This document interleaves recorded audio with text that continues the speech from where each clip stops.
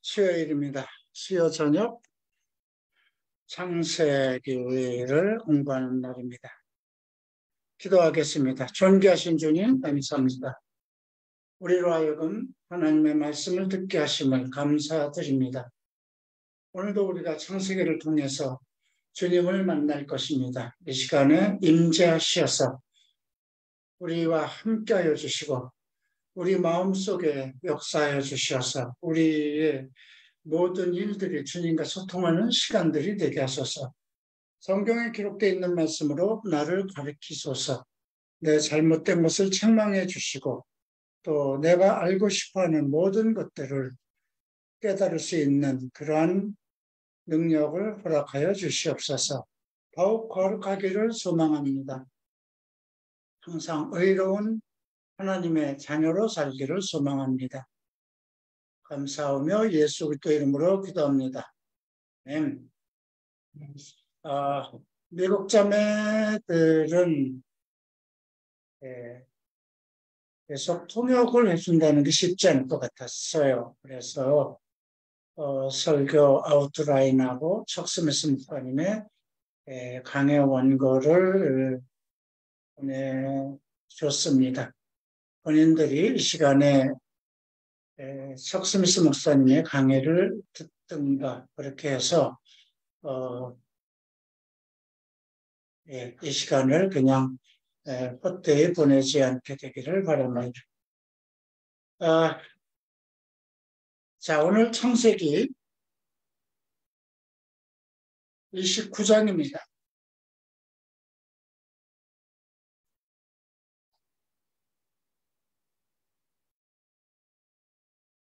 지난주에 우리가 야곱의 소원, 창세기 28장을 통해서 야곱의 소원을 살펴봤습니다. 야곱이 이제 호련단신으로 광야에 나가서 혼자서 어떻게 살아갈 길이 막막할 때 하나님께 소원했습니다. 아마 여러분들도 인생에서 가장 고통을 만날 때 하나님을 찾지 않을까 싶습니다. 물론 평상시에 마음이 하나님을 두고 하나님은 나의 아버지, 예수님은 나의 주인 이렇게 우리가 늘 그런 마음으로 살아가지만 감당할 수 없는 시험이 발생되면 찾을 수 있는 분이 하나님밖에 없죠. 야곱은 그때 소원을 했습니다. 소원이라는 건 무엇을 해 주십시오. 그러면 내가 이렇게 하겠습니다. 그러니까 그냥 기도가 아니에요. 내가 요구하는 것을 들어주시면 내가 하나님께 이렇게 하겠습니다. 그래서 11조의 기원이 시작됐는데요. 창세기 14장에서 아브라함도 하나님 앞에 11조를 드렸죠. 10분의 1을 드렸어요. 그리고 야곱도 이제 그렇게 소원합니다. 하나님이 나와 함께 계셔서 내가 가는 이 길에서 나를 지키시고 먹을 것과 입을 옷을 주시어 내가 평안히 아버지의 집으로 돌아가게 하시오면 여호와께서 나의 하나님이 되실 것이요 내가 기둥으로 세운 이 돌이 하나님의 집이 될 것이요 하나님께서 내게 주신 모든 것에서 10분의 1을 내가 반드시 하나님께 드리겠나이다. 하나님께서 주시지 않으면 드릴 수 있는 것이 없죠. 어떤 사람들은 11조는 구약에서 언급된 것이니까 율법이라 꼭 지키지 않아도 된다 이런 얘기를 합니다. 근데 창세기는 율법이 아닙니다. 믿음의 조상 아브라함의 언급된 것, 우리도 아브라함의 자손이다 이렇게 바울은 언급하고 있거든요. 우리가 아브라함의 믿음을 따라서 시작했기 때문에 아브라함은 우리에게도 아버지다. 아브라함이 하나님을 만날 때, 예수 그리스도를 만났을 때 드린 것이 10분의 1이었습니다. 야곱도 마찬가지입니다. 그래서 여러분들 어떤 하나님 앞에 무엇을 드릴 때 꼭 뭐 소원을 하는 것은 그렇게 함부로 하지 않는 것이 좋을 것 같습니다. 제 생각은 그렇게 생각해요. 다만 감당할 수 없는 문제가 있을 때 나는 그래서 정말 감당할 수 없는 때에 하나님 앞에 서원을 했습니다. 내 인생을 하나님께 드리겠습니다. 나를 바르게 해주셔서. 네, 그런 기도는 반드시 지켜야 됩니다. 예수님께서는 맹세하지 말라고 그러죠. 도무지 맹세하지 말라. 하나님의 성전으로도 하지 말고, 예. 그래서 함부로 할 것은 아니지만 어쩔 수 없이 소원을 할 때가 있다면 하나님의 말씀을 붙잡고 소원하십시오. 오늘 이 28장에서 야곱은 이미 하나님께서 꿈에 언급한 대로 그 말씀을 붙잡고 소원 기도를 했습니다. 또 여러분들이 11조에 대한 말씀은 여러 군데 구약에 언급되고 있어요. 근데 뭐 구약에서 이런 거니까 내가 지금 이 복음 시대에 꼭 드려야 되느냐 이런 생각을 갖는다면 신약에서는 11조라는 언급이 되어 있지는 않지만 예수님께서 그런 비유를 하셨어요. 두렙돈을 딸랑 자기 전 재산 두렙돈을 가지고 헌금을 하는 그 여인을 보고 과부를 보고 여기 모인 사람들 중에 가장 많은 것을 헌금하였다. 그렇게 말씀하셨어요. 오히려 구약이 또 바울은 없는 것을 너희가 드릴 수는 없을 것이다. 그래서 즐겨내는 자가 복이 있을 것이다. 그래서 억지로 그렇게 하지 마시고 또 그렇다고 대충 드리는 것도 좋지 않다고 생각합니다. 내가 동경 호라이즌 채플에 있을 때 시라노 고이치 목사님은 그런 말씀을 하셨어요. 11조에 대한 질문을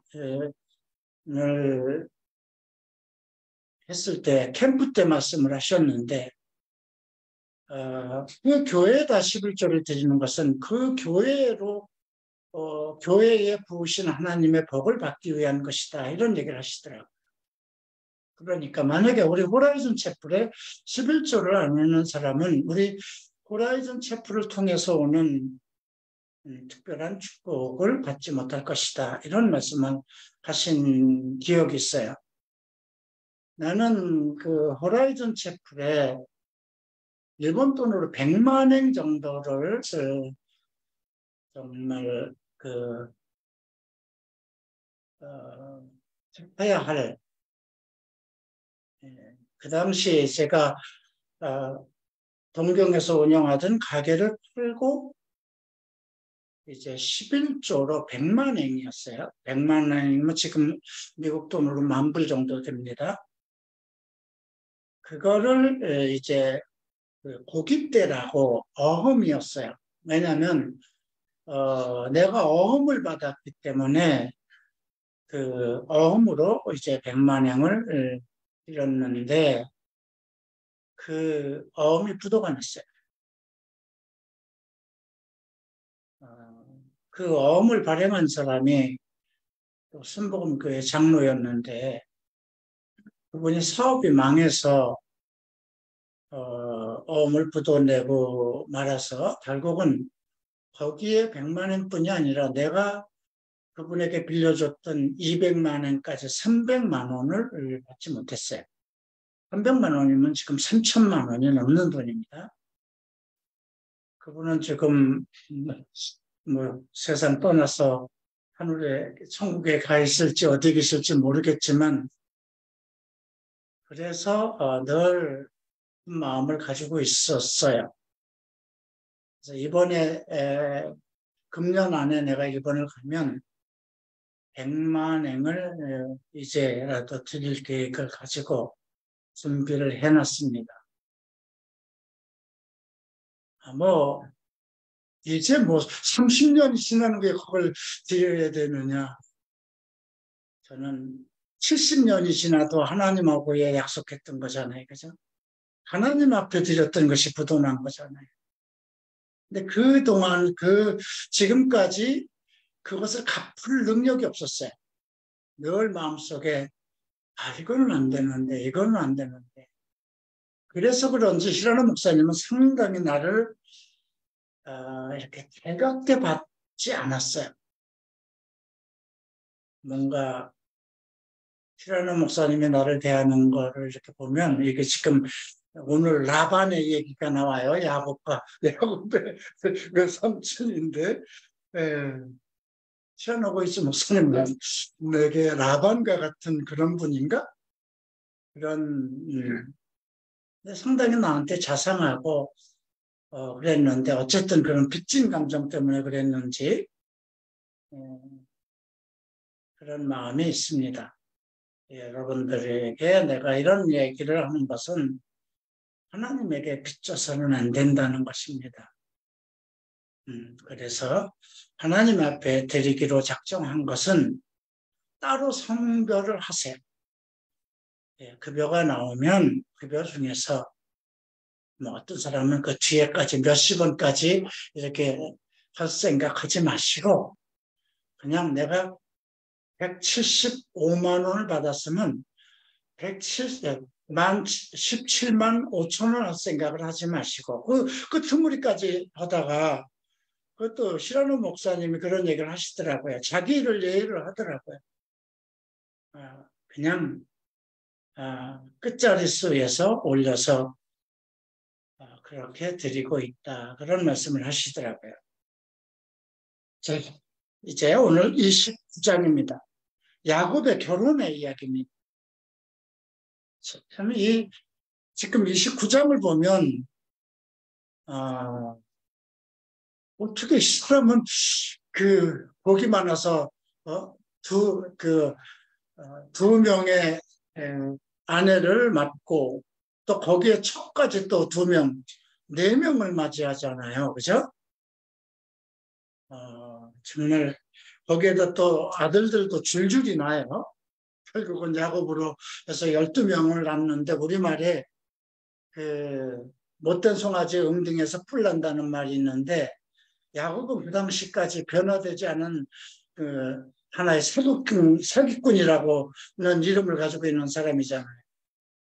자기 형의 장자권을 뺐다가 지금 그걸로 인해서 도망자 신사가 돼버렸는데 어떻게 그렇게 부인을 둘이나 얻을 수 있었는지 참 그것이 복인지 어쨌든 그걸로 인해서 12명의 자식을 낳고 그들로 인해서 이스라엘이라는 여러분들이 알아야 될 것은 야곱은 사기꾼이라는 이름인데 그 이름이 나중에 돌아올 때 귀가할 때 자기 본가로 돌아올 때는 이제 천사를 만나서 그 천사로부터 내 이름을 이제 이스라엘이라 해라 이렇게 이름을 바꿔주는 하나님과 싸워서 이겼다. 그러니까 승리자라는 그런 이름을 받게 되죠. 자, 29절 야곱이 길을 떠나 동방사람 땅은 박단 아람입니다. 여기 야곱의 어머니 리브가의 오라비가 살고 있는 라반이 있죠. 상당히 돈을 밝히는 그런 외삼촌이기도 합니다. 그의 집에 이르렀더니 거기 가봤더니 우물이 있고 그 곁에 양 3떼가 누워 있으니 이는 목자들이 그 우물에서 양떼에게 물을 먹임이라. 큰 돌로 우물 아귀를 덮었다가 모든 떼가 모이면 그들이 우물 아귀에 돌을 옮기고 그 양떼에게 물을 먹이고는 우물 아귀 그 자리에 다시 그 돌을 덮었더라. 특별한 말씀이 언급되고 있어요. 왜 이런 말씀이 있었을까요? 그 박단 아람은 아브라함처럼 어떤 온전한 믿음을 가지고 있는 사람은 아니에요. 셈족이기 때문에 하나님은 알아도 그 아브라함과는 또 다른 리브가의 이제 조상으로부터 같은 핏줄을 가지고 있지만 그렇게 하나님을 열정적으로 소명감을 가지고 믿는 그런 족속들은 아니었어요. 그런데도 이곳은 나름대로 그 양을 치는 프로세스, 어떤 뭐라고 그럴까, 과정을 가지고 있었다는 거예요. 지금 우리가 구약에서 양을 치는 이야기는 우리 신약에서는 목양으로 비유를 하면 됩니다. 그런데 지금 이 야곱이 그런 양치기에 대한 어떤 특별한 뭐라고 할까요? 프로그램이라고 할까요? 어떤 것을 가지고 있는 그 지역에 가서 그걸 본 거예요. 근데 사실 야곱은 아마 그런 것을 자기 아버지 집에서는 그런 것을 보지는 못했던 것 같아요. 그래서 이제 그 사람들에게 물어봅니다. 너희가 어디에서 왔냐? 그러니까 하란에서 왔다. 그러니까 그 양들을 먹이려면 상당히 먼 거리를 오는데 세 대로 나누었다고 그랬죠. 그래서 너희가 나홀의 손자 라반을 아느냐? 이렇게 야곱이 물으니까 야곱이 이제 그들이 라반을 안다고 이렇게 대답을 하죠. 그래서 그가 편안하냐? 그랬더니 그의 딸 라헬이 지금 양을 몰고 옵니다. 이걸로 봐서 그 라헬은 목동이었어요. 그죠? 예. 자, 그런데 이제 야곱이 그들에게 얘기합니다. 야, 해가 아직 높은 쪽 가축 모일 때가 아니니 가축을 모아 오는 거는 이제 양떼들을 풀어놔서 그들이 다 이제 풀을 뜯고 있다가 해질 무렵에 다 한 곳으로 모이는 것이잖아요. 그런데 지금 먼저 너희들이 온 양부터 물을 먹여라. 내가 우물 뚜껑을 열어주마. 그랬더니 8절에 이렇게 얘기를 합니다. 그들이 이르되 우리가 그리하지 못하겠노라. 다 모이고 목자들이 우물 아귀에서 돌을 옮겨야 우리가 양들에게 물을 먹이노라. 이렇게 양을 치는 목양의 아주 특별한 그러한 프로그램이랄까요? 그러한 것을 가지고 있었어요. 네, 야곱이 그들과 말하는 동안에 라헬이 왔고, 라헬은 그 양들을 데리고 왔는데 그가 그의 양들을 치고 있었다. 그러니까 그러니까 라반의 양들을, 그 아버지의 양들을 라헬이 치고 있으니까 라헬은 목동이었다. 이렇게 생각하면 되겠습니다. 그래서 야곱이 외삼촌 라반의 딸 라헬과 그의 외삼촌의 양을 보니 나아가 우물 아귀에서 돌을 옮기고 와 삼촌 라반의 양떼에게 물을 먹이고 또 라헬에게 입맞추어 소리내어 울며, 여기서 입맞추어 뜬금없이 처음 만난 남자가 처녀에게 입을 맞췄다면 좀 이상하지만 뭐 우리가 미국 같은 데 가면 뭐 그냥 교회 가면 서로 입을 맞추듯이 그런 상황이라고 생각하면 되겠어요. 아마 그때의 풍습이라고, 그 지역의 풍습이라고 생각하면 되겠죠. 그에게 자기 아버지의 생지력 리브가의 아들됨을 말하였더니 라헬이 달려가서 아버지께 알림해 라반이 그의 생질 야곱의 소식을 듣고 달려왔다. 왜 달려왔을까요? 왜 달려와서 입을 맞췄을까요? 전에는 그 이삭의 그 아내를 구하러 그 아브라함의 종이 이렇게 왔을 때 그러니까 라반이 이제 리브가 자기 여동생이죠. 여동생을 데려가기 위해서 엄청난 그 보물들을 가지고 왔었죠. 그런데 다시 그쪽 아브라함의 이삭의 아들이다 그 소리를 듣고 이제 순살같이 달려가서 입을 맞춥니다. 그리고 라반이 너는 참으로 내 혈육이로다 하고 이제 자기 집으로 이제 데려옵니다. 그리고 아마 야곱은 그 모든 사정 이야기를 얘기를 했겠죠. 보니까 완전히 그냥 상거지가 돼서 온 거예요. 그죠? 뭐가 혹시 무슨 해물이나 뭐를 많이 가지고 왔을까 싶었는데 그냥 상거지가 돼서 오니까 15절에서 이렇게 얘기합니다. 내가 비록 내 생지 조카나 어찌 그저 내 일을 하겠느냐. 내 품삯이 어떻게 할지 내게 말하라. 라반에게 두 딸이 있으니 언니의 이름을 레아요 아우의 이름을 라헬이라. 레아는 시력이 약하고 눈이 좀 나빴는지 아니면 이 지역에서 조금 얼굴이 좀 이쁘지 않으면 시력이 약하다 이렇게 그렇게 얘기했을 수도 있어요. 라헬은 곱고 아리따우니 야곱이 라헬을 더 사랑함으로 대답하되 내가 외삼촌의 작은 딸 라헬을 위해서 외삼촌에게 7년을 섬기리라. 이건 뭐냐면 이삭의 아내 리브가를 데려왔을 때 그 종 엘리멜렉이 그 엄청난 귀고리도 가져오고 목걸이도 가져오고 엄청난 걸 가지고 왔었잖아요. 지참금이에요. 딸들을 데려가려면 주어야 되는 지참금인데 그냥 백수 건달로 왔기 때문에 아무것도 없으니까 몸으로 때우겠다 이거예요. 그러니까 7년간 일하겠다는 것은 이제 지참금이 없으니 그 값으로 일을 하겠다 이렇게 얘기를 한 것이고 이것은 그 지역의 풍습이었다 이렇게 생각하면 되겠어요. 요즘에는 어떤가요? 요즘은 남자들이 지참금 가지고 가서 데려오는 게 아니라 오히려 우리 교회 보니까 남자들은 전부 다 반거지죠. 오히려 자매들이 더 여자들 통장에는 좀 뭐가 있는 것 같아요. 예. 자, 이제 7년 동안을 일을 합니다.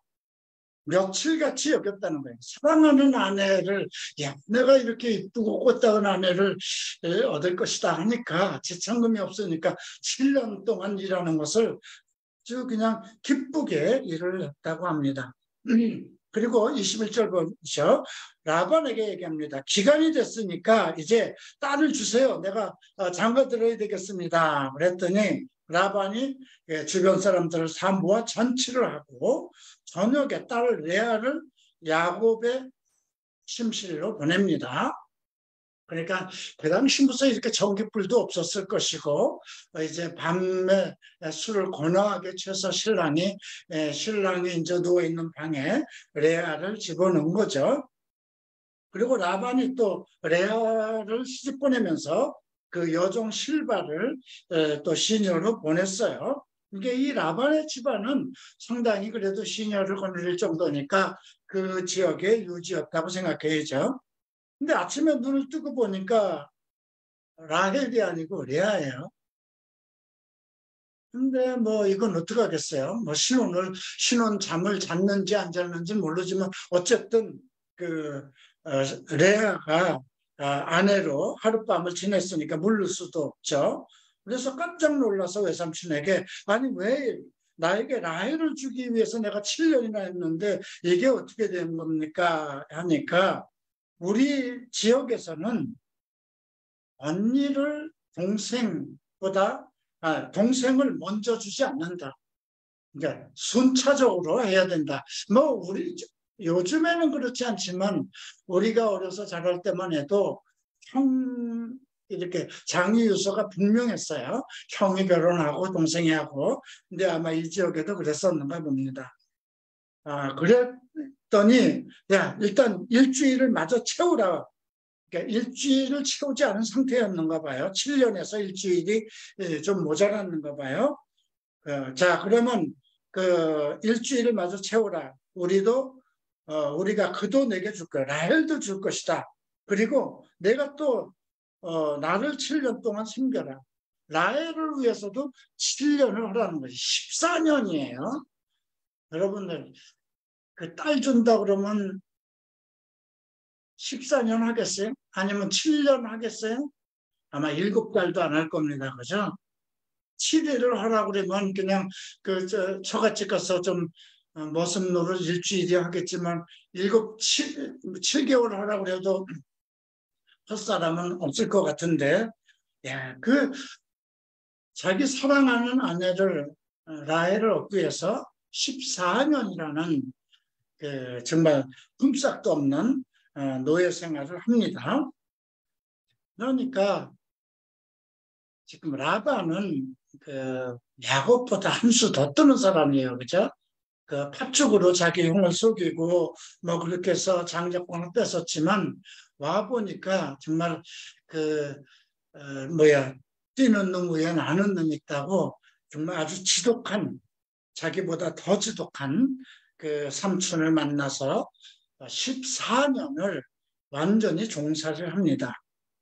자, 그리고 라헬을 이제 아내로 주고 라반이 또 그 여종 비라를 라헬에게도 줬습니다. 그래서 이제 야곱이 또 라헬과 신혼을 치르고, 그리고 레아보다 라헬을 더 사랑하여 다시 7년 동안, 참 아무리 레아가 조금 못생겼다 하더라도 그냥 그렇게 됐으니까 그걸로 말지, 또 그 7년을 그렇게 종으로 살면서 그만큼 라헬을 사랑했다는 거죠. 그러니까 이걸 통해서 우리가 알 수 있는 건 야곱의 성격이에요. 자기 형의 장자권을 뺏는 것, 전부 다 알고 있는 거죠. 우리 형이 지금 사냥 나갔다 돌아올 때 되면 삐져서 막 올 테니까 그때를 딱 맞춰서 팥죽을 그냥 코앞에다 끓여놓고, 그런 정도로 상당히 자기가 얻고 싶은 것에 대해서는 집착하는 그런 성격 소유자였다고 생각하면 돼요. 자기가 마음 먹은 것은 꼭 이루고 마는 성격. 근데 어떻게 보면 하나님은 그냥 에서처럼 호탕하고 그런 것보다 아마 어떤 것에 한번 마음 먹은 것을 꼭 이루는 그런 좀 야곱과 같은 그런 사람을 택하지 않았나 싶기도 하고요. 자, 그리고 나서 레아가 사랑을 받지 못함을 보시고 그의 태를 여셨으니 라헬은 자녀가 없다. 근데 어느 아내가 둘인데 누구와 잠을 많이 잘 거야? 아무래도 라헬하고 친하게 지내겠죠, 그죠? 그런데 하나님은 레아가 사랑을 받지 못함을 보시고 레아의 태를 열었어요. 참 하나님은 어쩌면 공평해요. 그런 말이 있어요. 근데 옛날에 보면 우리 아버지도 8남매를 낳으셨으니까 옛날에는 그냥 뭐 전기불도 없고 아침에 나가서 일하고 나면 저녁에는 석유 등잔불도 아까워가지고 빨리 꺼야 되니까 TV도 없고 라디오도 없고 뭐 신문도 없고 뭐 하겠어요. 그냥 부부 생활이 가장 즐거운 낙이었기 때문에 줄줄이 자식들을 낳는데, 지금 라헬을 사랑했는데 라헬은 자식을 못 낳고 레아는 하나님께서 태를 여셨다고 그러죠. 부부금실이 너무 좋아도 자식을 못 낳는다는 말이 있어요. 제가 일본에서 의학 박사 한 분, 동경대 다니던 의학 박사 한 분이 호라이즌 채플에 장로로 있었는데 그분에게 많은 얘기를 들었어요. 그런 얘기를 하더라고요. 자기 호라이즌에 결혼한 사람이 있는데 3년이 돼도 아이가 없고, 또 어떤 사람은 3년도 안 돼서 애를 둘이나 낳고 하니까 그런 얘기를 하더라고요. 너무 사이가 좋아도, 금실이 좋아도 애가 안 생긴다. 그게 의학적이라고 얘기를 하더라고요. 왜 그런지 모르겠지만 어쨌든 한번 산부인과에 가서 한번 애가 안 생기면 좀 물어봐야 될 것 같아요. 자, 그리고 그래서 르우벤이라고, 르우벤은 아들이다 이런 뜻이에요. 옛날에 아담도 그 자식을 낳고 나서 가인을 낳고 아들이다 그래. 내가 아들을 낳았다 그랬는데 르우벤은 아들이라는 뜻입니다. 이 르우벤은 나중에 장자권을 상실하죠. 예, 음행에 빠지고 그래서 결국 장자권을 상실하고 맙니다. 그리고 이제 네, 32절 봅니다. 레아가 임신하여 아들을 낳고 그 이름을 르우벤이라 하여 이르되 여호와께서 나의 괴로움을 돌보셨으니 이제는 내 남편이 나를 더 사랑하시리라. 그가 다시 임신하여 아들을 낳고 이르되 여호와께서 내가 사랑받지 못함을 들으셨으므로 내게 아들을 주셨도다. 그래서 시므온이라고 이름을 했어요. 이건 하나님께서 들으셨다. 자기가 남편에게 별로 사랑받지 못하는 걸 하나님께서 들으셨다. 이런 뜻이죠. 자, 그리고 또 임신을 합니다. 그러니까 어쩌다 들르면 그냥 아이가 생기는 거예요. 매일 신방을 꾸미는 라헬은 자식을 못 갖는 겁니다. 34절 보니까 새 아들을 낳으니 내 남편 지금부터 나와 연합하리라. 지금 내가 자식을 셋이나 낳았으니까 이제는 나와 연합할 거 아니야? 이런 뜻이에요. 그러니까 지금 레아는 그 자기 남편 야곱의 사랑을 받고자 하는 그런 마음만 있는 거예요. 그래서 레위라고 하였고 그가 또 임신하여 아들을 낳고 이르되 내가 이제는 여호와를 찬송하리라. 그냥 그 자기 남편에게 어떻게 하면 사랑을 받을까 집착해서 아들 낳았다 뭐 그 또 시므온이다 하나님께서 내 소원을 들으실 것이다 이제는 내 남편이 나와 함께할 것이다 하고 레위를 줬는데 네 번째 아들을 낳으니까 그때서야 하나님을 찬양합니다. 그래서 여호와를 찬송하리로다 이렇게 이름을 유다라고 짓습니다. 그리고 출산이 멎었습니다. 30장을 봅니다. 이제 여긴 질투, 여인의 질투가 나오죠. 라헬이 자기 아내에게 야곱에게서 아들을 낳지 못함을 보고 그의 언니를 시기하여 야곱에게 이르되 내게 자식을 낳게 하라. 그렇지 않으면 내가 죽겠노라. 자, 야곱이 라헬에게 성을 내어 이르되 그대를 임신하지 못하게 하시는 이는 하나님이시니 내가 하나님을 대신하겠느냐? 참 이거 바른 말이죠. 야곱도 자기가 사랑하는 그 부인에게서 아들을 낳고 싶어 하겠죠. 그죠?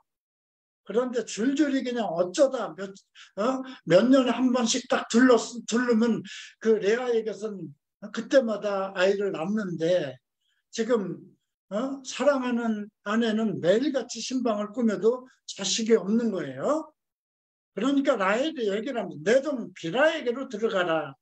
이거 그 누가 써먹던 건가요? 사라가 써먹던 방법이에요. 그죠?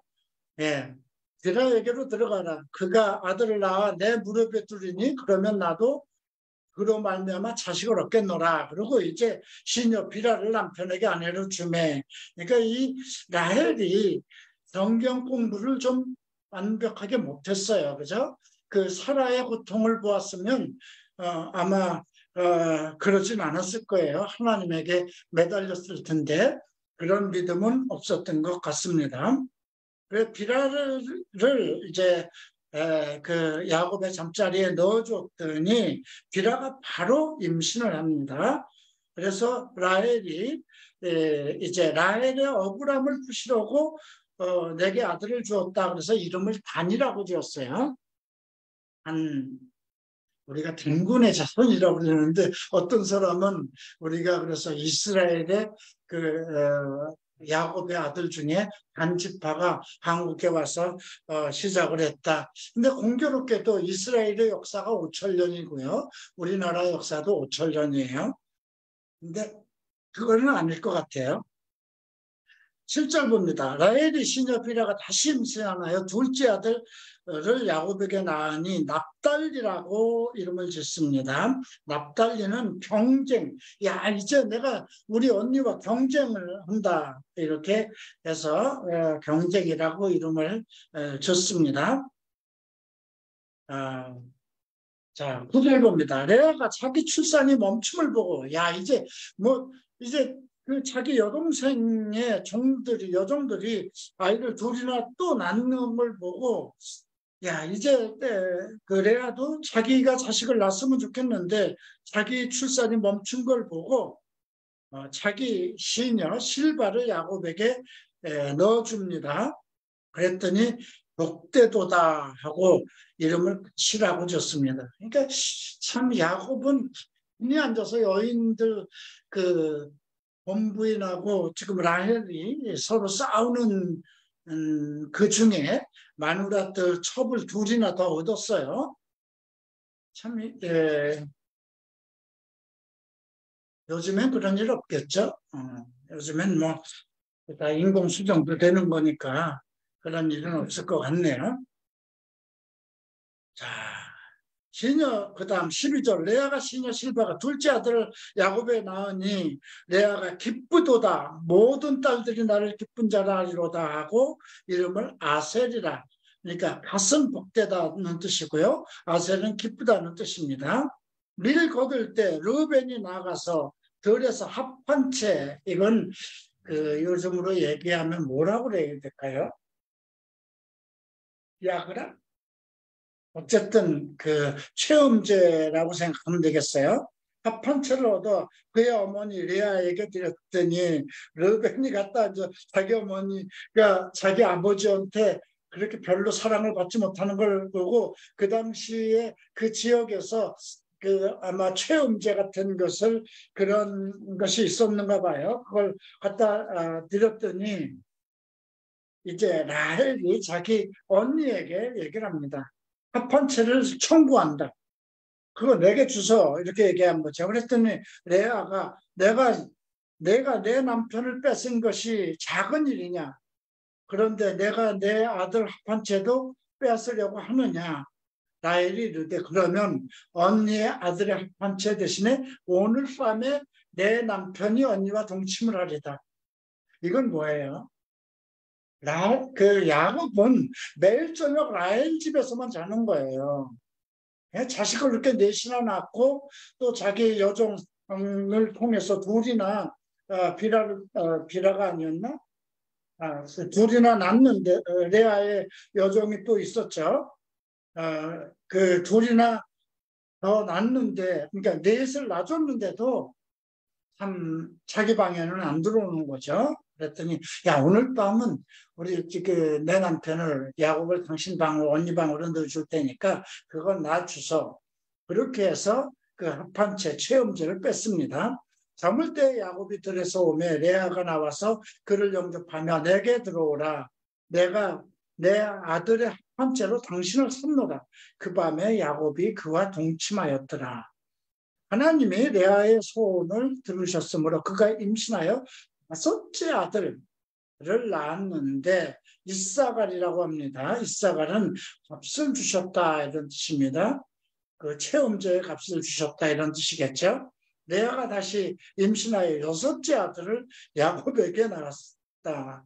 이런 걸 보면 참 하나님은 좀 공평하시다고 해야 될까요? 어쨌든 레아가 여섯째 아들을 낳았는데 그 이름을 스불론이라고 합니다. 후한 선물. 그러니까 후한 선물, 이제는 함께 할 거다 이런 뜻이라고도 합니다. 그리고 나서 또 까지 납니다. 이름을 디나라고 그러죠. 이 디나는 나중에 34장, 35장에서 큰 문제가 이 딸로 인해서 발생되는 기도 합니다. 22절 봅니다. 하나님이 라헬을 생각하신지라 하나님이 그의 소원을 들으시고 누구의 소원을 들었을까요? 라헬이죠. 자기 언니는 줄줄이 그냥 아들 6을 낳고 까지 낳는데 자기는 그 첩을 통해서 난 아들 둘밖에 없는데 그건 자기 자식이 아니잖아요. 그러니까 소원을 들으셨다는 건 이제 라헬이 어떤 소원을 했겠죠. 그가 임신하여 아들을 낳고 하나님이 내 부끄러움을 씻었다 하고 그 이름을 요셉이라 하니 요셉은 더함이라는 뜻이에요. 이걸로 끝나지 않을 거라는 뜻이에요. 주실 것이라 이런 뜻이죠. 자, 25절. 라헬이 요셉을 낳을 때에 야곱이 라반에게 이르되 나를 보내어 내 고향 나의 땅으로 가게 하시되 내가 삼촌에게서 일하고 얻은 초자를 내게 주시어 나로 가게 하소서. 내가 외삼촌에게 한 일은 삼촌이 아십니다.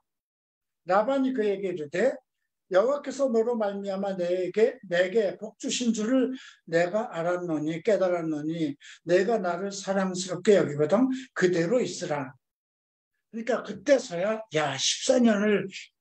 14년 동안 야곱이 일하면서 엄청 돈을 버는 거예요, 라반이. 그래서 하나님이 너로 말미암아 우리 집을 축복한 걸 내가 안다. 근데 좀 너 더 있어라. 지금까지는 네가 그냥 공짜 노예같이 품삯 없이 살았지만 이제는 품삯을 정해라. 내가 품삯을 주마. 이렇게 했더니 야곱이 얘기를 합니다. 내가 어떻게 외삼촌을 섬겼는지, 어떻게 외삼촌의 가축을 쳤는지 외삼촌이 아시나이다. 내가 오기 전에는 외삼촌의 소유가 적더니 번성하여 때를 이루었으니 내 발이 이르는 곳마다 여호와께서 외삼촌에게 복을 주셨나이다. 그러나 나는 언제나 내 집을 세우리까. 이 말이 참 명언이에요. 언제나 내 집을 세우리까. 야곱이 그런 야망을 가지고 있었어요. 그죠? 마누라도, 이쁜 마누라를 얻기 위해서 그냥 7년이나 더 하는 14년이나 그 종살이를 하고, 장자권, 눈에 보이는 건 아니라도 어쨌든 장자권을 뺏기 위해서 수단과 방법을 가리지 않고, 이제 14년을 이루고 나니까 이건 뭐야 남의 언제까지나 지금 자식은 줄줄이 지금 11명이나 낳았는데 지금 나는 뭘 할 거야.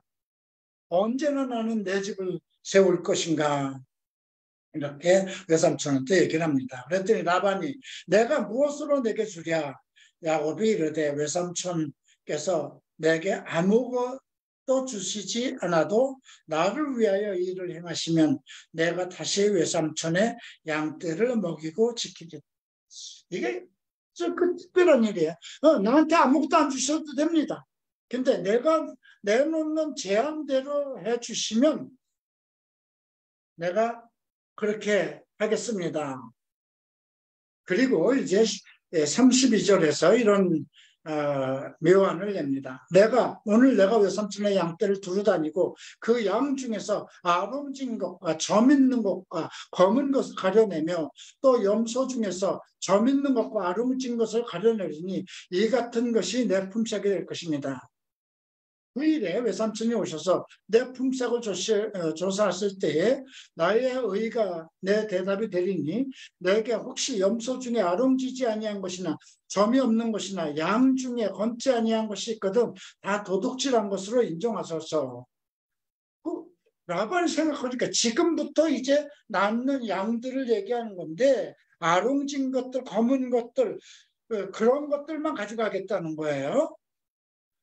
자, 그리고 나서 그날에 35절 보면 그가 순염소 중 얼룩무늬 있는 것과 점 있는 것을 가리고 암염소 중에 흰 바탕에 아름진 것과 점 있는 것을 가리고 양 중에 검은 것들을 가려 자기 아들 손에 맡기고 이제 양은 전부 다 하얀 것밖에 없어요. 네. 그러니까 눈에 보이는 것밖에 사람은 눈에 보이는 거 라반은 눈에 보이는 것을 보는 사람이고요. 야곱은 뭔가 눈에 보이지 않는 그 무엇을 보는 사람이었던 것 같아요. 그리고 야곱과 그 양들의 사이를 이제 사흘길을 띄워놨어요. 그러니까 서로 양들이 그 부지 중에 움직이지 못하도록 그렇게 해서 야곱은 라반의 남은 양떼를 쳤어요. 전부 다 하얀 거죠. 근데 37절에 아주 흥미로운 일을 합니다. 야곱이 버드나무와 살구나무와 선풍나무의 푸른 가지를 가져다가 그것들의 껍질을 벗겨 흰무늬를 내고 그 껍질 벗긴 가지를 양떼가 와서 먹는 개천의 물 구유에 세워 양떼를 향하게 하며 그때가 물을 먹으러 올 때에 새끼를 빼니 가지 앞에서 새끼를 뱀으로 얼룩얼룩한 것과 점 있고 아롱진 것을 낳는지라. 이게 지금 과학적일까요? 이게 과학적인 거라면 지금도 그렇게 하면 얼룩진 것만 나와야 돼요. 근데 이건 과학적인 것이 아니에요. 자, 근데 튼튼한 양이 새끼를 뵐 때에는 그 야곱이 개천에다 양떼의 눈앞에 가지를 두어 양이 그 가지 앞에 새끼를 빼게 하고 튼튼한 양들 앞에만 그 버드나무, 살구나무, 진풍나무 껍질을 벗긴 것을 거기다 갖다 놓는 거예요. 약한 것 양이면 그 가지를 두지 아니하고 이렇게 함으로써 약한 것은 라반의 것이 되고 튼튼한 것은 야곱의 것이 된지라. 이거는 하나님께서 야곱이 그렇게 마음을 먹은 대로 해주셨다는 뜻이거든요. 그죠? 요렇게 산풍나무, 버드나무, 신풍나무, 살구나무 가지를 해서 거기서 그 즙을, 껍질을 뺏겨서 그것을 물을 흘러서 흐르는 그 물을 먹으면 살찌고 얼룩진 것이 난다는 그거는 아닙니다. 그런데 우리가 이걸 통해서 알 수 있는 것은 원래 야곱이 지금 그 32절에서 자기 삼촌 라반에게 이런 제안을 한 거는 자기의 아이디어가 아니었어요. 자, 31절 1장 보세요. 자, 31장에 7절 보면 그대들의 아버지가 나를 속여 품삯을 10번이나 변경하였느니라. 그러나 하나님이 그를 막아서 나를 해치지 못하게 하셨으며 그가 이르시기를 점 있는 것이 내 삭이 되리라 하면 온 양떼가 낳은 것이 점 있는 것이요 또 얼룩무늬 있는 것이 내 삭이 되리라 하면 온 양떼가 낳은 것이 얼룩무늬가 되리니 하나님이 이같이 그대들이 아버지의 가축을 빼앗아 내게 줬다. 내가 말하는 대로 될 거라는 거예요. 그죠? 그래서 그 양떼가 새끼 뵐 때에 내가 꿈에서 본즉 양떼를 탄 순양은 다 얼룩무늬 하얀 양끼리 서로 이렇게 교미를 했는데도 그 양떼를 탄 순양은 얼룩무늬 있는 것과 점 있는 것과 아롱진 것이었더라. 꿈에 하나님의 사자가 내게 말씀하시기를 야곱아 하시기로 내가 대답하여 여기 있나이다 하며 이르시되 내 눈을 들어보라. 양떼를 탄 순양은 다 얼룩무늬 있는 것, 점 있는 것, 아롱진 것이라. 라반이 내게 행한 모든 것을 내가 보았노라.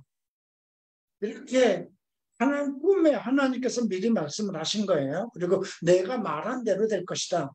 하나님이 이렇게 얘기를 한 거예요. 그런데 왜 그러면 버드나무와 살구나무와 신풍나무를 껍질을 벗겨서 물가에다 놨을까요? 이게 야곱의 방법이에요. 하나님이 하신 것은 하나님이 하신 것이고 나는 내 방법대로 최선을 다하겠다. 이런 뜻입니다. 근데 뭐 이런 것, 최선을 다하는 자기가 이루고자 하는 하나님께서 말씀하셨어도 자기가 하는 방법은 최선을 다하는 것.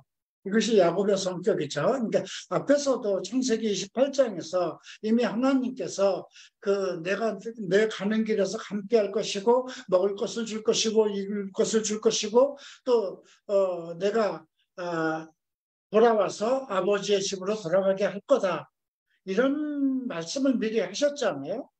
그때 다시 이제 서원을 가지고 하나님께 그렇게 기도를 하듯이 야곱은 자기 마음속에 어떤 하나님과 대화하는 어떤 영적인 그런 뭐를 가지고 있었던 것 같아요. 자, 이제 31장을 봅니다. 야곱이 라반의 아들들이 하는 말을 들은즉 야곱이 우리 아버지의 소유를 다 뺏었고 우리 아버지의 소유로 말미암아 이 모든 재물을 모았다 하는지라. 야곱이 라반의 안색을 본즉 자기에 대해서 전과 같지 않더라. 얼굴이 불그락불그락 했겠죠. 여호와께서 야곱에게 이르시되 내 조상 땅 내 족속에게 돌아가라. 내가 너와 함께 있으리라 하신지라. 하나님이 야곱에게 이제 돌아가라고 말씀하십니다. 야곱이 사람을 보내요. 라헬과 레아와 자기 양떼가 있는 들로 이제 그 두 부인 아내를 부릅니다. 그리고 그들에게 그대의 아버지 안색을 본즉 내게 대하여 전과 같지 아니한 내 아버지 하나님은 나와 함께 계시니라. 그대들도 알거니와 내가 힘을 다하여 그대들의 아버지를 섬겼거늘 그대들의 아버지가 나를 속여 품삯을 10번이나 변경하였느니라. 그러나 하나님이 그를 막아서 나를 해치지 못하게 하였으니 그가 이를 점 있는 것이 내 새끼 되리라면 온 양떼 낳은 것이 점 있는 것이요 또 얼룩무늬가 있는 것이 내 새끼 되리라면 온 양떼가 낳은 것이 얼룩무늬가 되리니 하나님이 이같이 그들의 아버지의 가축을 빼앗아 내게 주셨느니라. 또 13절에 이제 나는 하나님께서 말씀하신 게 나는 베델의 하나님이라. 베델은 하나님의 집, 하나님의 문이라는 뜻이죠. 거기서 야곱이 광야에서 돌베개를 베고 자던 곳이었고 그 돌을 세워서 기름을 붓고 하나님께 서원을 했던 곳입니다. 나는 베델의 하나님이라. 내가 거기서 기둥에 기름을 붓고 거기서 내게 서원하였으니 지금 일어나 이곳을 떠나 내 출생지로 돌아가라. 20년 걸렸어요. 지금 이렇게 하는데 20년 동안 거의 그 종살이를 한 후에 하나님께서 이제 나타나서 돌아가라고 하신 겁니다. 라헬과 레아가 그에게 대답하여 이르되 우리가 우리 아버지의 집에서 무슨 분깃이나 유산이 있으리요. 아버지가 우리를 팔고 우리 돈을 다 먹어버렸으니 아버지가 우리를 외국인처럼 여기는 것이 아닌가. 하나님이 우리 아버지에게 취하여 가신 재물은 우리와 우리 자식의 것이니 이제 하나님이 당신에게 이르신 일을 준행하라. 원래는 그 야곱을 통해서 재물을 모은 것은 전부 다 자기들의 것이고 자기 자식들의 것이었는데 아버지가 다 뺏었다는 것이죠. 그래서 야곱이 자식들과 아내들을 낙타에다 태우고 이제 떠나갑니다. 이때 이제 19절 보면 그때 라반이 랑터를 깎으러 가므로 라헬은 그의 아버지 드라빔은 그 지역 사람들의 신을, 그러니까 타산, 자식을 많이 낳아야 되기 때문에 그런 집안에 두는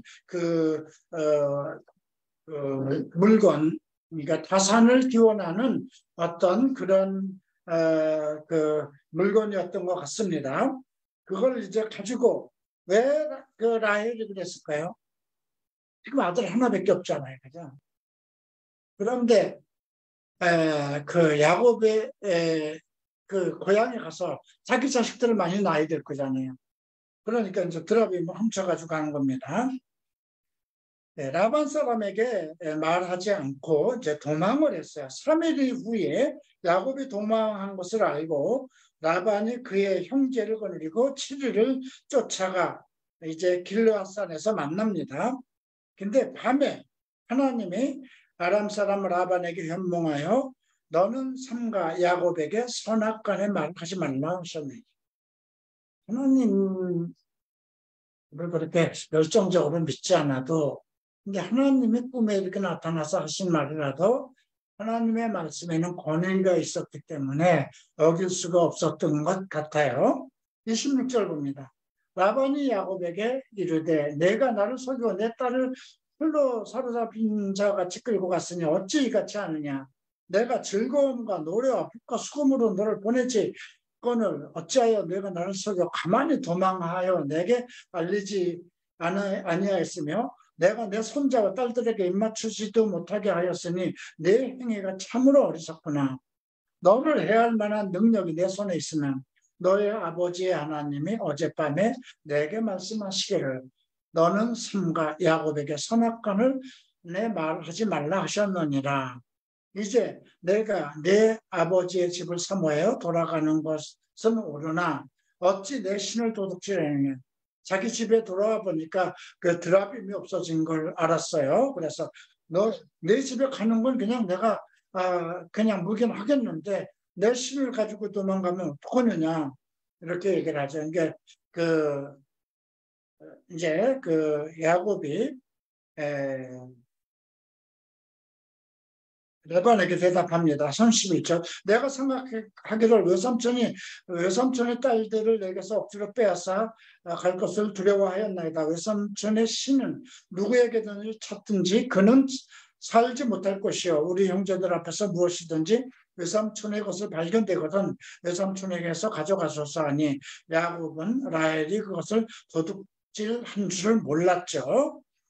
라반이 야곱의 장막에 들어가고 레아의 장막에 들어가서 그 두 여종의 장막까지 다 들어가서 살펴봤는데 그 드라빔이 안 나왔어요. 근데 라헬이 드라빔을 가져다 낙타 안장 아래 놓고 그 위에 앉아서 그 아버지에게 그렇게 얘기합니다. 내가 지금 생리가 터져서 일어나서 아버지를 영접 못하니 그 아버지 용서하소서 이렇게 얘기하죠. 라반이 드라빔을 두루 찾다가 찾지 못한지라 이제 야곱이 분노를 합니다. 야방을 책망하여 야곱이 라반에게 대답하여 이르되 내 허물이 무엇입니까? 무슨 죄가 있길래 삼촌이 내 둘을 이렇게 급히 추격했습니까? 자, 내 물건을 다 뒤져보셨으니 외삼촌의 집안 물건 중에 무엇을 찾았습니까? 여기 내 형제와 외삼촌 형제 앞에서 그것을 두고 우리 둘 사이에 판단하소서. 자, 그리고 내가 20년 동안 외삼촌과 함께 하였거니와 외삼촌의 암양과 암염소들을 낙태하지 아니하였고 또 외삼촌의 양떼와 순양을 내가 먹지 아니하였으니 물려찍은 것은 내가 외삼촌에게 가져가지 아니하고 낮에 도둑 맞았든지 밤에 도둑을 맞았든지 외삼촌은 그것을 내 손에서 찾았으므로 밤에 모르는 사이에 도둑을 맞았으면 그걸 변상할 리는 없죠. 근데 라반은 밤에 도둑 맞은 것까지도 변상을 물렸어요. 또 40절 보님 더위와 밤에는 추위를 무릅쓰고 눈 붙일 겨를도 없이 이렇게 열심히 일을 했습니다. 내가 외삼촌 집에 있는 20년 동안 외삼촌의 두 딸을 위하여 14년, 외삼촌의 양떼를 위하여 6년을 외삼촌에게 봉사했거니와 외삼촌께서 내 품삯을 10번이나 박은 요리 바꿨다 저리 바꿨다 계속 했던 모양입니다. 42절 우리 아버지 하나님 아브라함의 하나님 곧 이삭에 경외하는 이가 나와 함께 계시지 아니하였더라면 외삼촌께서 이제 나를 빈손으로 돌려보냈으리라마는 하나님이 내 고난과 내 손의 수고를 보시고 어젯밤에 외삼촌을 책망하였나이다. 자, 그래서 이제 라반이 얘기를 합니다. 자, 우리가 서로 언약을 맺자. 이제 야곱이 돌을 가져다 기둥을 세우고 이제 그 둘이 형제들을 돌을 모으라고 그러고 두 무더기가 이제 그 양쪽에 무더기가 세워졌어요. 라반이 그것을 여갈사하두라라 불렀고 야곱은 그것을 갈르엣이라 불렀으니 라반의 말에 오늘 이 무더기가 너와 나 사이에 증거가 된다 하였으므로 이름을 갈르엣이라 불렀으니 갈르엣이라는 뜻. 근데 이게 또 미스바라고 지금도 뭐 미스바 운동이 많이 일어나고 있는데 우리가 떨어져 있을 때에 주께서 너와 나 사이를 살피신다 이런 뜻입니다. 근데 이 미스바라는 말을 우리 교회들이 미스바 운동이라고 함부로 쓰는 것 좋지 않아요. 왜냐하면 이제 야곱이 라반의 두 딸을 데리고 가는 거잖아요. 그죠? 그러니까 이 돌을 쌓아놓고 우리가 서로 따로 떨어져 있을 때 하나님께서 우리 둘을 심판하실 것이다. 이걸로 인해서 야곱은 그 두 딸을 책임지고 정말 책임지고 보호하고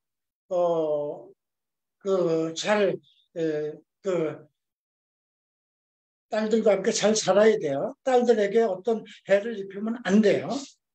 그리고 어떤 일이 있어도 이 도를 넘어오지 불가침 조약이에요. 지금 라반도 야곱적으로 어떤 딸들의 무슨 일이 있다고 해서 이 도를 넘어오지 못하고, 야곱도 지금 가는 길에 에서가 맞고 있잖아요. 지금 아버지의 집으로 돌아간다고 해서 거기는 에서가 지금 살고 있는데, 거기서 무슨 일이 있다고 해서 도망갈 곳이 없어요. 근데 진퇴양난이에요. 그래서 미스바라는 것은, 왜 한국 교회가 우리가 당신과 나서에 떨어져 있을 때 하나님께서 판단하실 것이다, 이렇게 이 말을 쓰면서 미스바 운동이라고 하는지 모르겠지만, 어쨌든 우리가 서로 떠나 있을 때 여호와께서 너와 나 사이를 살피옵소서, 너와 나 사이를 심판하소서, 이런 뜻이에요. 만일 내가 내 딸을 박대거나 내 딸 외에 다른 아내를 맞이하면 우리와 함께 할 사람은 없어도 보라, 하나님이 너와 나 사이에 증인이 될 것이다. 절대로 나는 내 딸들에게 잘못해서도 안 되고 다른 아내를 얻어서도 안 되고 버려서도 안 된다는 거예요. 라반이 또 야곱에게 이르되, 내가 너와 너 사이에 둔 이 무더기를 보라, 이 기둥을 보라. 이 무더기가 증거가 되고 이 기둥이 증거가 되나니 내가 이 무더기를 넘어 내게로 가서 해하지 않을 것이요, 내가 이 무더기 이 기둥을 넘어 내게로 와서 해하지 않을 것이다. 과거에 20년 동안 종살이 했으니까 야곱의 가슴에 혹시 어떤 원한이 있을까 봐 서로 불가침 조약을 맺은 거예요. 자, 그랬더니 아브라함의 하나님, 나홀의 하나님, 그들의 조상의 하나님은 우리 사이를 판단하옵소서 하며 야곱이 그의 아버지 이삭을 경외하는 일을 가리켜요. 그죠? 이삭이 경외하는 이는 하나님이시죠. 근데 이쪽 라반은 아브라함의 하나님도 찾고 라울의 하나님도 찾았어요. 그리고 그들의 조상을 했는데, 지금 야곱은 아버지 이삭을 경외하는 그러니까 이삭의 하나님이죠. 야곱이 그 산에서 제사를 드리고 형제를 불러 떡을 먹이니 그들이 떡을 먹고 산에서 밤을 지내고, 라반이 아침에 일찍 일어나고 손자들과 딸들에게 입맞추고 그들에게 축복하고 떠나 고향으로 돌아갔느니라. 자, 이렇게 해서 오늘 우리가 9장에서는 야곱의 결혼과 자식들을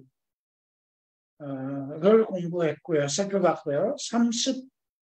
30장에서는 이런 것보다 요셉과 유다와 요셉이 탄생한 거, 라헬을 통해서 이제 요셉이 탄생한 것이 언급되어 있고, 그 다음에 야곱의 고난에 대한 내용이 있었죠. 그리고 31장에서 야곱의 귀환에 대한 내용이 기록되어 있는데, 결국 하나님께서 야곱이 소원을 그랬겠죠. 내가 가는 길에서 하나님께서 나와 함께 하시고 내게 먹을 것과 입을 것을 주시고, 먹을 것과 입을 것은 주셨어요. 많은 걸 벌지 못했어도, 노예 생활을 하면서도. 그리고 나를 다시 아버지의 집으로 돌아오게 하시면 이 기둥, 내가 세운 돌이 하나님의 집이 될 것이요, 이렇게 소원을 하고, 내가 드린 것에, 내게 주신 모든 것에 10분의 1을 하나님께 드리겠습니다. 이제 야곱이 해야 할 일은 무엇일까요? 교회를 세울 일이에요. 그죠? 베델로 돌아가서 환난 중에 자기를 만나주신 하나님 앞에 거기서 교회를 세우고, 그 다음에 자기 소원을 갚아야 할 일이죠. 소원은 무엇일까요? 내게 주신 모든 것에 10분의 1을 하나님께 드리겠다는 것입니다. 이제 다음 주에 우리가 32장부터